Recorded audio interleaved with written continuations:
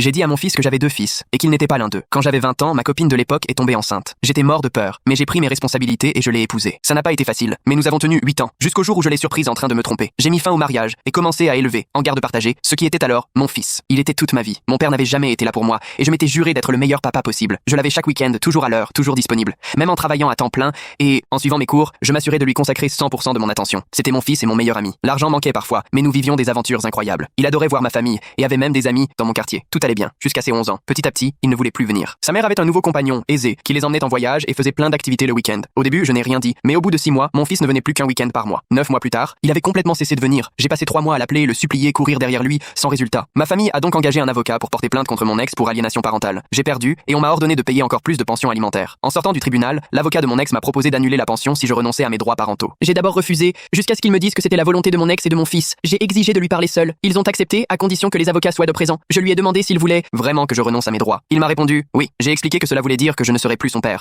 qu'il ne pourrait plus me voir ni voir ma famille. Il m'a regardé droit dans les yeux, comme si je lui demandais l'heure, et a dit oui, et alors? J'étais anéanti. J'ai reposé la question. Il a confirmé. Il voulait que le compagnon de sa mère devienne son père. Ce jour-là, j'ai signé les papiers. Dès lors, plus aucun contact. Ni avec lui, ni avec aucun membre de leur famille. Pendant des années, j'ai sombré. L'alcool, la dépression. J'ai même failli y rester, étouffé dans mon sommeil après une nuit d'excès, si le facteur n'avait pas vu mes convulsions à travers la fenêtre et appelé les secours. 2 semaines à l'hôpital pour une pneumonie d'aspiration. Ensuite, j'ai déménagé, trouvé un nouvel emploi, repris le sport et suivi 4 années de thérapie intensive. J'ai fini par lâcher prise, par avancer. 6 ans plus tard, j'ai rencontré ma femme actuelle. Elle avait un fils de 11 ans. Au début, je gardais mes distances. Mais ce gamin était tellement extraordinaire que je n'ai pas pu m'empêcher de l'aimer. Le jour de ses 18 ans, il m'a demandé de l'adopter. Son père l'avait abandonné quand il avait 5 ans. C'était le plus beau jour de ma vie. Aujourd'hui, il a 19 ans, il est dans les Marines. Avec lui, ma femme, mon petit garçon de 4 ans et ma petite fille de 18 mois, j'ai enfin une vraie famille. J'ai réussi ma carrière. Je suis comblé. J'ai refait ma vie. Et puis, il y a 3 semaines, j'ai reçu un appel. Mon ex-sœur m'apprenait que mon ex-femme était décédée. J'ai répondu d'accord et raccroché. Ça faisait 14 ans que je n'avais eu aucun contact avec eux et je n'en voulais pas. Mais quelques jours plus tard, on a frappé à ma porte. J'ai reconnu immédiatement la silhouette derrière la vitre. Mon fils biologique. Il a dit bonjour papa, je suis son prénom. Je suis ton fils. Sans hésiter, je lui ai répondu non, tu ne l'es pas. J'ai 2 fils et tu n'es pas l'un d'eux. Maintenant pars de chez moi. Il l'a. Est resté figé, puis est parti. Depuis, ma sœur me supplie de lui donner une chance. Elle dit que ce serait pour l'âme de maman, qu'il a fondu en larmes après m'avoir vu. Mais moi, j'ai tiré un trait. Ce garçon m'a détruit une fois. J'ai survécu, reconstruit ma vie et je ne laisserai personne venir tout gâcher. Alors je vous demande, pensez-vous qu'il puisse vraiment sortir quelque chose de bon de cette rencontre aujourd'hui?